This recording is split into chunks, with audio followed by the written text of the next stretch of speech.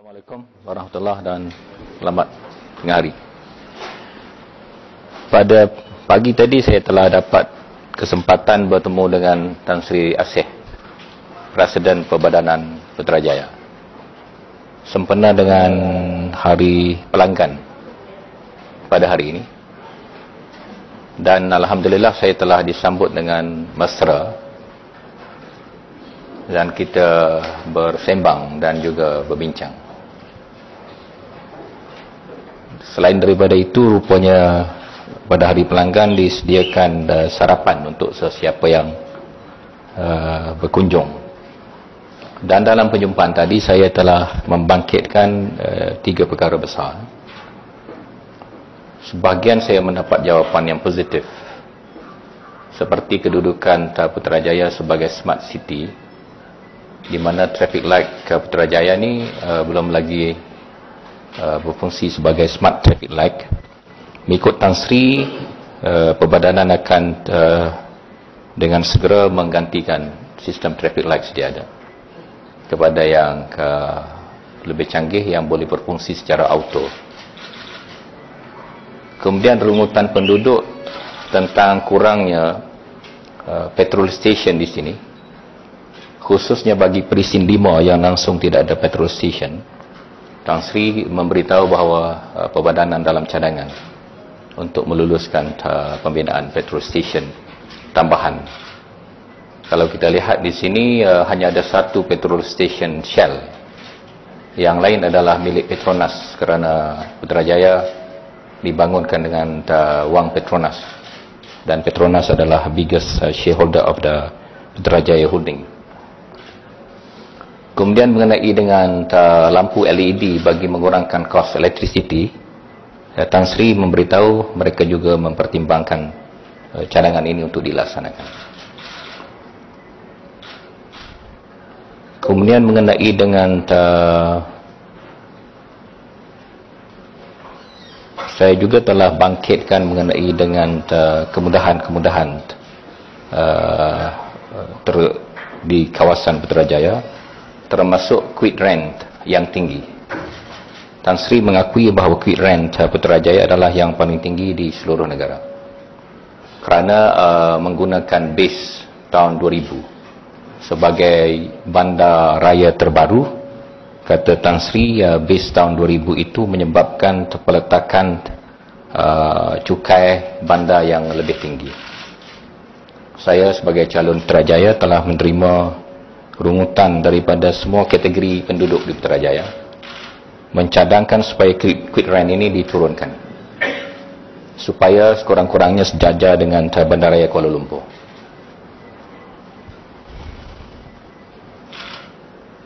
Kemudian saya membangkitkan tentang bangunan-bangunan kerajaan yang tidak mempunyai CF. Tetapi Tan Sri telah menafikan perkara ini.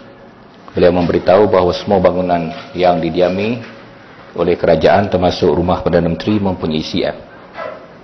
Saya akan mendapatkan maklumat lanjut daripada sumber-sumber saya kebenaran kedudukan ini.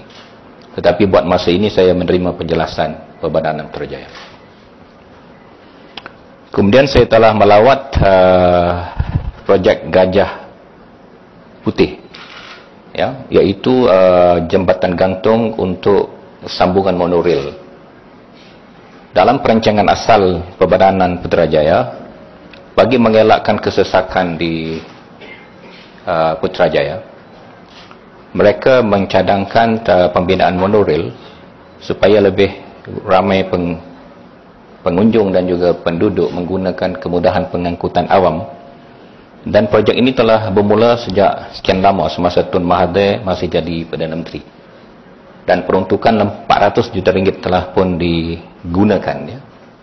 Pada waktu itu, kontraktornya adalah TMT, dan sebahagian besar infrastruktur telah pun disiapkan. Saya kira 90% infra monorail Putrajaya ini telah pun intact, kecuali ada 1-2 tempat yang ada defect dan bocor. Namun begitu, monorail ini masih tidak dapat berfungsi. Saya memohon penjelasan daripada Menteri Kewangan. yang juga Perdana Menteri, kerana projek ini diuruskan oleh MOF dan EPU. Kenapa sejak sekian lama projek ini terbengkalai? Pada masa Tun Abdullah menjadi Perdana Menteri, saya difahamkan sebahagian kerja kontrak ini diberikan kepada SCOMI dan Rapid, termasuk membawa bas-bas yang digunakan oleh Nadi Putra. Dan saya difahamkan sebahagian bas ini telah pun rosak, dan hari esok saya akan melawat depo tempat simpanan bas yang telah tidak dapat dibaiki lagi. Dan ini melibatkan, saya difahamkan, saya pun penjelasannya daripada SCOMI dan Rapid dan juga Menteri Kewangan. Adakah kegagalan projek monorail ini disebabkan oleh pemberian kontrak-kontrak yang tidak mengikut peraturan dan laluan yang sepatutnya?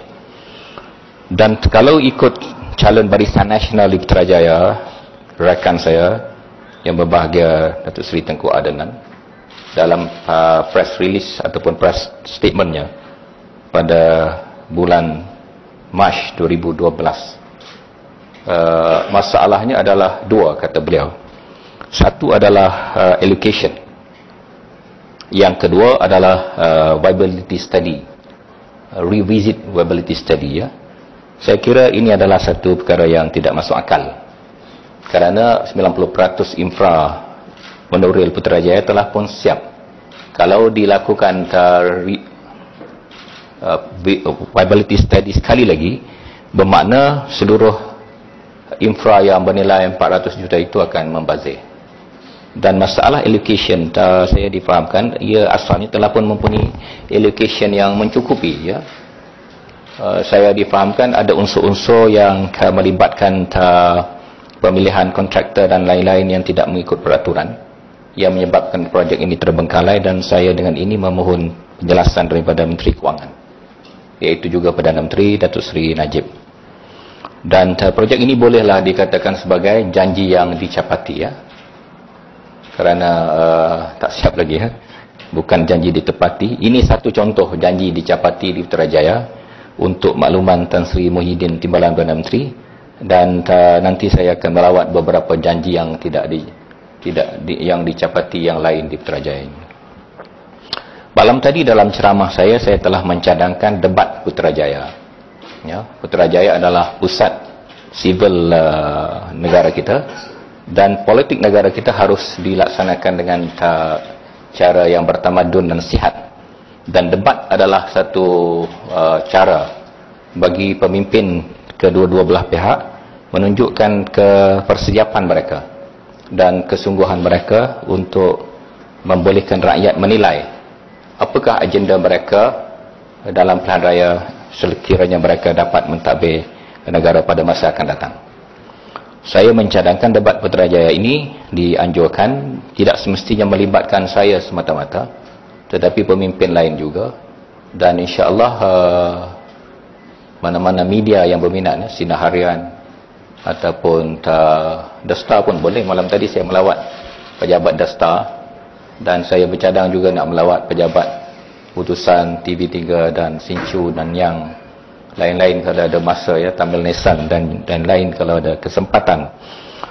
Apa yang saya nak sebutkan, peluang ke pilihan raya ini boleh kita manfaatkan supaya rakyat mendapat input, information dan juga quality tawaran-tawaran dan aku janji daripada parti-parti yang bertanding. Dan saya menawarkan diri untuk menjadi ahli forum bagi siri yang pertama debat Putrajaya. Dan saya kira Timbalan Perdana Menteri adalah orang yang boleh bersetuju, ya, bersedia. Dan tajuk kita adalah kebajikan guru. Ya, malam tadi saya telah menyebut saya telah memberikan satu tawaran kepada 400,000 orang guru di seluruh negara, termasuk pertukaran mesra suami isteri. Ya. Tadi pun saya di kantin KBS, Kementerian Belia Sukan. Isteri kaki tangan di situ bertugas di Sarawak, dan mereka dah 10 kali memohon. Dan bayangkan pasangan muda, ya, terpaksa berpisah kerana tidak adanya konsep mesra suami isteri yang diamalkan dalam perkhidmatan pentadbiran perkhidmatan kita. Dan dia berseluruh, dia kata, saya berpisah dengan isteri saya, anak-anak kecil duduk dengan isteri. Hari mengundi dia dah beli tiket untuk isteri dia pulang. Dia kata, bayangkan kalau Datuk Najib berpisah dengan Datin Rosmah, ya, satu duduk utara, satu duduk selatan, huru-hara negara kita. Jadi saya harap Datin Seri Rosmah sebagai seorang isteri dan ibu dapat faham kerunutan kaki tangan awam yang memerlukan kasih mesra di antara satu sama lain, dan jarak mereka perlu didekatkan. Kemudian saya berharap debat ini dapat dilaksanakan dalam masa yang dekat, dan bilik gerakan saya nanti boleh hantar surat jemputan untuk Tan Sri Muhyiddin, dan kita boleh set satu tempat di sini. Dan kalau Tan Sri tak hadir, saya berdebat seorang lah. Tapi kalau Tan Sri ada preference date yang lebih sesuai untuk beliau, saya boleh tunggu tarikh yang sesuai untuk beliau. Dan akhir sekali adalah mengenai dengan buku yang diedarkan oleh teman saya yang berbahagia, Datuk Seri Tengku Adnan, iaitu satu buku yang disebut dalam Mingguan Malaysia pada hari Ahad lepas, ditulis oleh blogger dan dilaporkan oleh bernama Tengku Adnan tunjuk buku tersebut, ya. Dan saya setelah mendapat nasihat daripada tim guaman mencadangkan supaya saya membuat satu laporan polis berkenaan dengan perkara tersebut di bawah Akta Kesalahan Pilihan Raya 1954 Seksyen 11(1) C dan D, di mana adalah menjadi satu kesalahan rasuah bagi mana-mana calon pilihan raya menyebarkan bahan-bahan yang bercetak yang tidak mempunyai nama pengarang dan penerbit, bertujuan mempengaruhi pengundi bagi mencapai kemenangan dalam pilihan raya tersebut. Dan di bawah akta tersebut, polis boleh menahan orang berkenaan dan boleh dibawa ke mahkamah. Kesalahannya adalah RM5,000 denda dan 1 tahun atau 1 tahun penjara, yang bermakna boleh hilang kelayakan bagi calon tersebut. Cadangannya adalah jam 2.30 di Balai Polis Putrajaya di Presin berapa? Presin 9, ya. Pada jam 2.30 petang ini, dan 4 orang peguam saya akan mengiringi saya ke Balai Polis tersebut.